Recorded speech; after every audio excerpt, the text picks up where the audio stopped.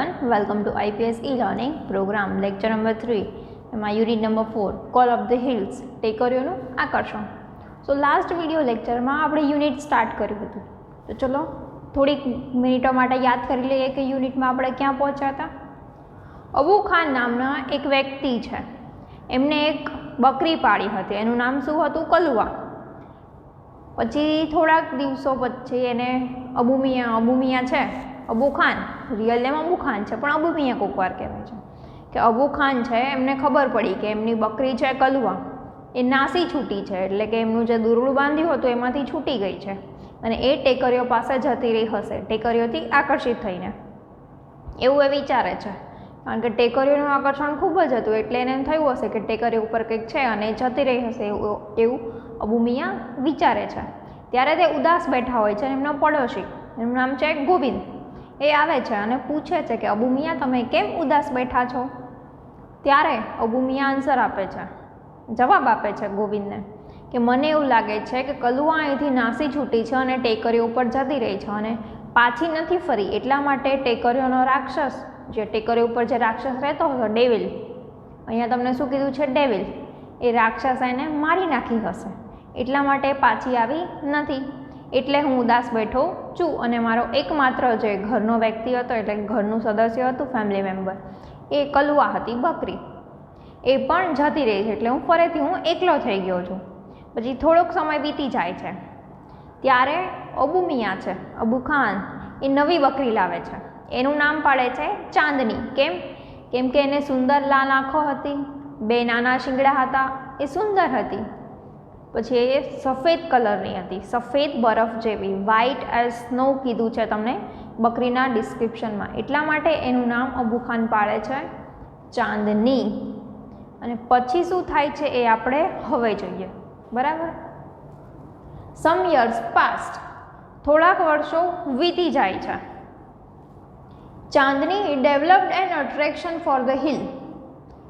Developed એટલે કે વિકાસવું, વિકાસ પામવું.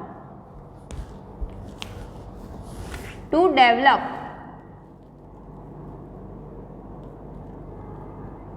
વિકાસ થવો. An attraction for the hill, attraction એટલે કે આકર્ષણ, ટુ અટ્રેક્ટ.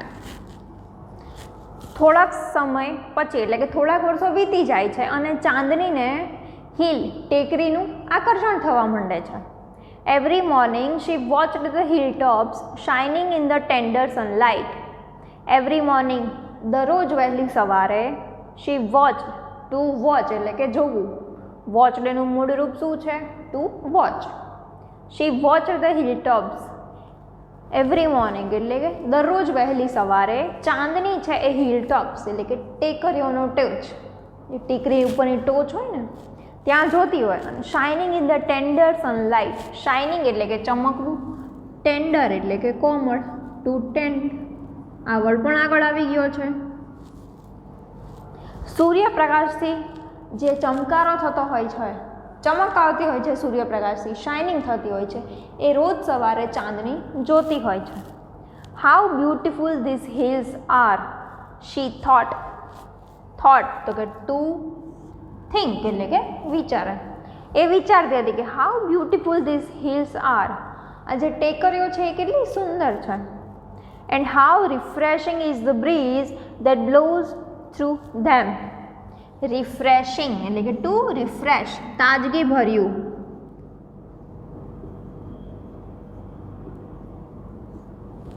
બ્રીઝ એટલે કે પવનની લહેરો.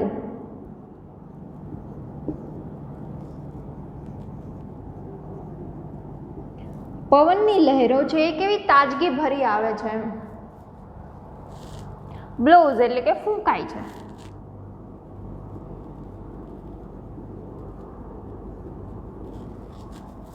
I must run across those green fields. I must, must શું છે? One of the modal auxiliaries, સહાયકારક ક્રિયાપદોમાંનું એક ક્રિયાપદ છે. Run across એ શું છે? ફ્રેઝ છે.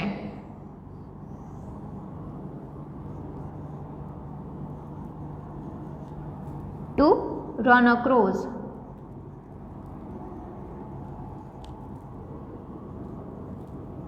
એક બાજુથી બીજી બાજુ દોડવું. I must run across those green fields. આ લીલા ખેતરો પાસે, એને દૂરથી ટેકરીઓ ખેતરો જેવું દેખાય છે એટલા માટે બોલે છે કે આ લીલા ખેતરો પાસે એકવાર મારે જવું જ પડશે. મસ્ટ કીધું છે, જવું જ પડશે.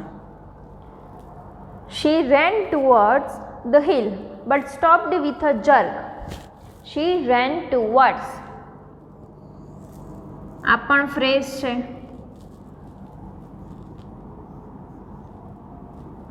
To run towards.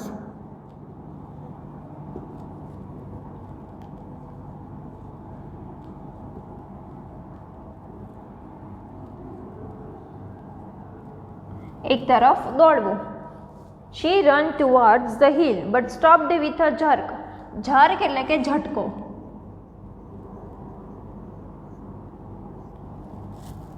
She ran towards. To run towards એટલે કે એક તરફ દોડવું. એ પછી દોડી જાય છે એ ટેકરીઓ તરફ, પણ but stopped with a jerk, પણ એને ઝટકો લાગે છે એટલા માટે ઊભી થઈ રહે છે. Stop. There was a rope around her neck. She hated it most. There was a rope. rope એટલે કે દોરડું. Around her neck. એની જે ગરદન છે, ગળું છે, એની આજુબાજુ દોરડું બાંધેલું હતું. She hated it most. એને જરાય ગમતું નહોતું, એને નફરત હતી દોરડાથી. કેમ? કેમ કે દોરડું બાંધેલું હોય તો એ ક્યાંય અવર જવર ન કરી શકે એની ઈચ્છા પ્રમાણે, એટલા માટે. દોરડું બાંધેલું હતું એટલા માટે સ્ટોપ થઈ ગઈ, ઊભી રહી ગઈ, પણ એને દોડવું હતું. Gradually, Chandni stopped eating the green grass and tasty grains. Gradually એટલે કે ધીમે ધીમે.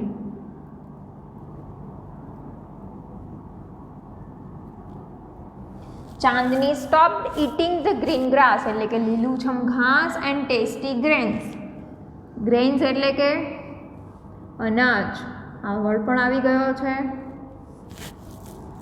ચાંદનીએ ધીમે ધીમે લીલું ઘાસ અને અનાજ ખાવાનું બંધ કરી દીધું.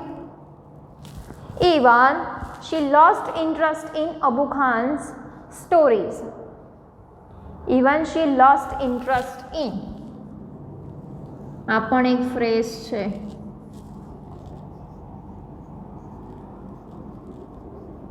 To lost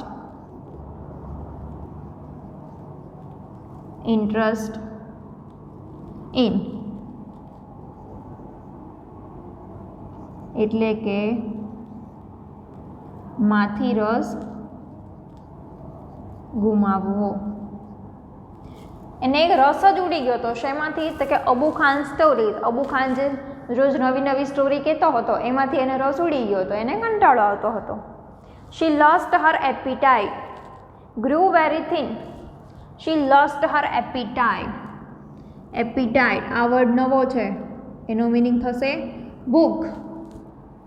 એને ભૂખ જ નથી લાગતી હવે, એટલા માટે ગ્રો વેરી થિન, એ ખૂબ જ દુબળી થઈ ગઈ હતી, પાતળી થઈ ગઈ હતી. She stayed moodlessly at the hills, bathing in the sunlight or playing with the clouds.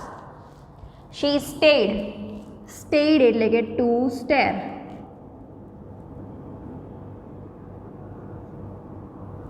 એકી ટસે જોવું. એકી ટસે જોવું એમ કહેવામાં આવે સેન્ટેન્સમાં, ત્યારે સ્ટેરનો યુઝ થાય છે વર્ડનો. She stayed moodlessly, અસ્વસ્થતાથી, અસ્વસ્થ રીતે, મૂડ વગર, એની ઈચ્છા વિરુદ્ધમાં. She stayed moodlessly at the hills. એ ટેકરીઓ તરફ એકી ટસે અસ્વસ્થ થઈને તાકી રહે છે, જોઈ રહે છે. Bathing in the sunlight or playing with the clouds. જે ટેકરીઓ છે એ સૂર્યપ્રકાશથી નાહી રહી હતી. ઓર પ્લેઇંગ વિથ ધ ક્લાઉડ્સ અને વાદળાઓ સાથે રમી રહી હતી.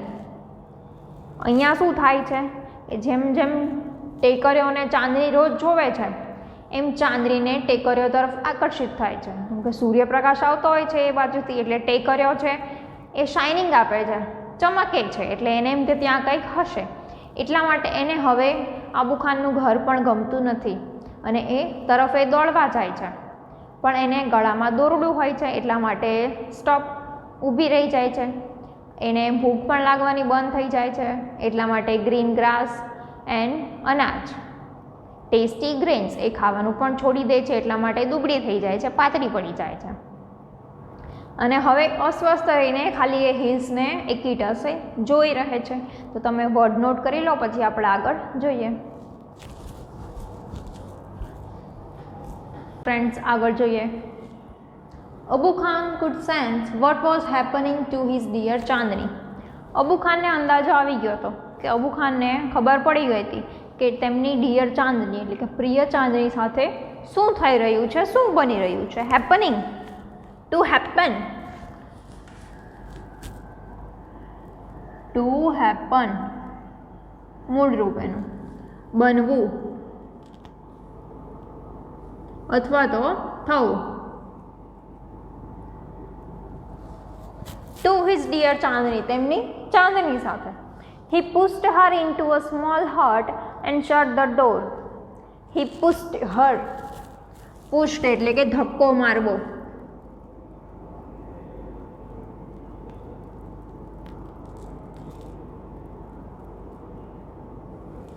He pushed her into a small hut.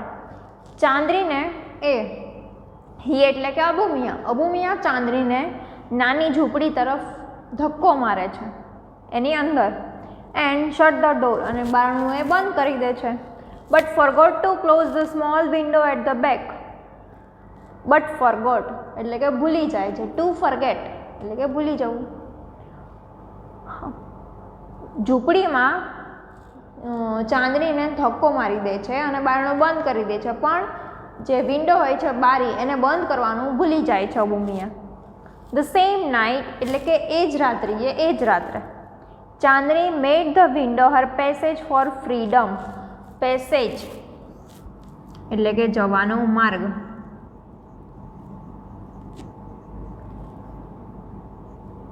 Four freedom, freedom એટલે કે મુક્તિ માટે અથવા તો સ્વતંત્રતા માટે. એ મુક્ત થવા ઈચ્છતી હતી આ ઝૂંપડીમાંથી, એને બંધ કરી દીધી હતી, એટલે એને પછી જવાનો માર્ગ મળી ગયો હતો કે એ બારીમાંથી કૂદીને જતી રહેશે બહાર. When Chandni reached the hill top, the big yellow sun was rising in the horizon. When Chandni reach એટલે કે પહોંચવું, ટુ રીચ. વેન ચાંદની એટલે કે જ્યારે ચાંદની હિલ ટોપ એટલે કે ટેકરીના ટોચ ઉપર પહોંચે છે. The big yellow sun was rising in the horizon. Horizon એટલે કે ક્ષિતિજ, જ્યાં સૂર્ય અને પૃથ્વી એ બંને મિક્સ થતા જોવા મળે છે સનરાઈઝ થાય ત્યારે. ધ બિગ યલો સન એટલે કે સૂર્ય છે. Sun was rising in the horizon એટલે ક્ષિતિજ ઉપર જ્યારે સનરાઈઝ થતું હતું, સૂર્ય ઉગતો હતો ત્યારે. She was overflowing with joy and wonder. ફરીથી અહીંયા ફ્રેઝ આવ્યો, કયો? Overflowing with.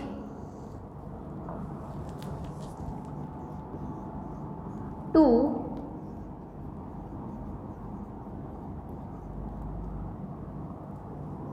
ઓવરફ્લો વિથ એટલે કે નાથી છલકવું.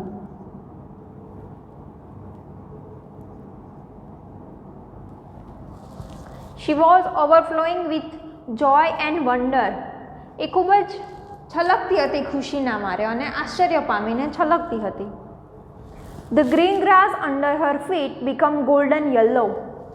જે લીલુંછમ ઘાસ હતું એના પગ નીચે એ સૂર્યપ્રકાશથી ગોલ્ડન યલો એટલે કે પીળા કલરનું થઈ ગયું હતું.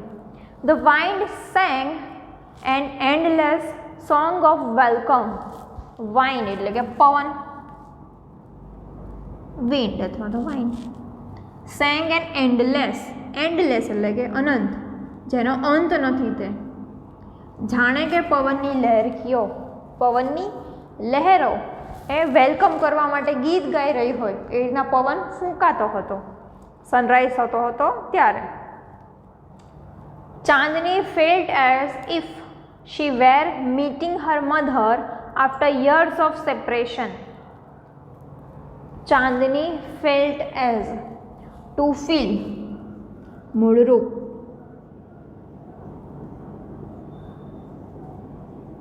અનુભવવું. ચાંદની એવું અનુભવી રહી હતી કે if she were meeting her mother after years of separation.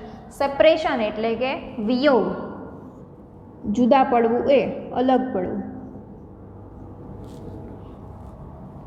કેટલાય વર્ષો પહેલાં એ માતાથી અલગ પડી ગઈ હતી. હવે જાણે કે એને એવો અનુભવ થયો હતો, એવું અનુભવતી હતી કે જાણે વર્ષો પછી એની માતાથી જે અલગ પડી ગઈ હતી એ હવે ફરીથી એની માતાને મળી રહી છે. જ્યારે સનરાઈઝ થાય છે, જ્યારે એ સીન જોવે છે, આખો નજારો જોવે છે, ત્યારે એને એવું લાગે છે, અનુભવે છે. How different all these was from Abu Khan's prison house.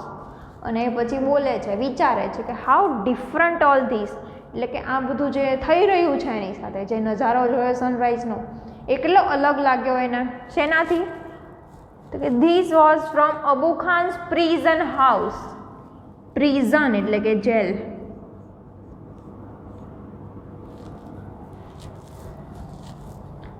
એને આ એકદમ અલગ લાગ્યું અબુ ખાનના ઘરથી. શું થયું? અબુ ખાનના ઘરને કેવું કહે છે કે પ્રિઝન હાઉસ, જેલ જેવા ઘરથી. અબુ ખાને એને દોરડાથી બાંધી રાખી હતી એટલે એને તો સ્વાભાવિક છે જેલ જ લાગે. એટલે કહે છે કે આ દ્રશ્ય એટલે કે આ જે અનુભવ મને થઈ રહ્યો છે અત્યારે, હું જે અનુભવી રહી છું, એ કેટલું અલગ છે પ્રિઝન હાઉસ, અબુ ખાનના જેલ જેવા ઘર કરતાં કેટલું સુંદર છે, એમ કેટલું અલગ પડે છે. અહીંયા તમારે બે વર્ડ આવ્યા, સેપરેશન.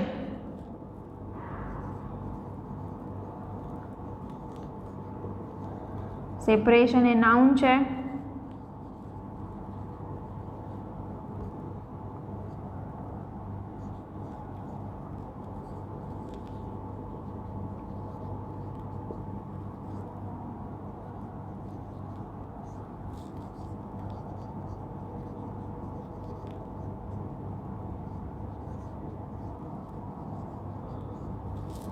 સેપરેશન એ નાઉન છે, સેપરેટ એ વર્બ છે, સેપરેટ એ એડજેક્ટિવ પણ છે, અને સેપરેટલી એલવાય આવે એટલે એડવર્બ છે. અને પ્રિઝન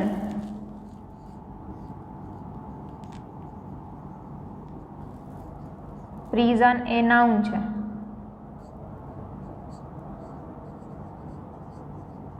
એન્ડ પ્રિઝનર એ એજન્ટ નાઉન છે. પ્રિઝન એ નાઉન છે અને પ્રિઝનર એ એજન્ટ નાઉન છે. તો અહીંયા આપણે જોયું કે ચાંદની એટલે અબુ ખાન આ બધું સમજી જાય છે, એને ભૂખ નથી લાગતી ને અનાજ અને ગ્રીન ગ્રાસ, લીલુંછમ ઘાસ ખાવાનું છોડી દે છે. એટલે અબુ ખાન સમજી જાય છે કે એની સાથે શું થઈ રહ્યું છે. એ તરત સમજી જાય છે કે એને હવે ધીમે ધીમે ટેકરીનું આકર્ષણ થવા લાગ્યું છે. એ ગમે ત્યારે છૂટી જશે તો, અહીંથી ભાગી જશે તો, મારાથી દૂર જશે તો, એવો એને ડર લાગી જાય છે મનમાં. એટલા માટે એ ચાંદનીને ક્યાં પૂરી દે છે? નાની ઝૂંપડીમાં. અને બારણું પણ બંધ કરી દે છે, પણ એ ભૂલી જાય છે બારી બંધ કરવાનું. એટલા માટે ચાંદનીને રસ્તો મળી જાય છે, બારીથી કૂદીને ટેકરીઓ તરફ જતી રહે છે. અને ટેકરીઓ તરફ જાય છે ત્યારે એ શું જોવે છે? કયો સીન? તો કે સનરાઈઝવાળો. જ્યારે સૂર્ય ઉગે છે ક્ષિતિજ ઉપર ત્યારે આખો નજારો જોવે છે અને કહે છે કે આ બધું તો એકદમ અલગ લાગી રહ્યું છે.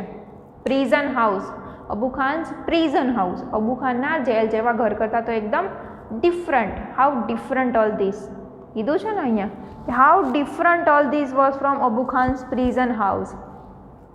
અબુ ખાનના જેલ જેવા ઘર કરતાં તો કેટલું બધું અલગ છે આ.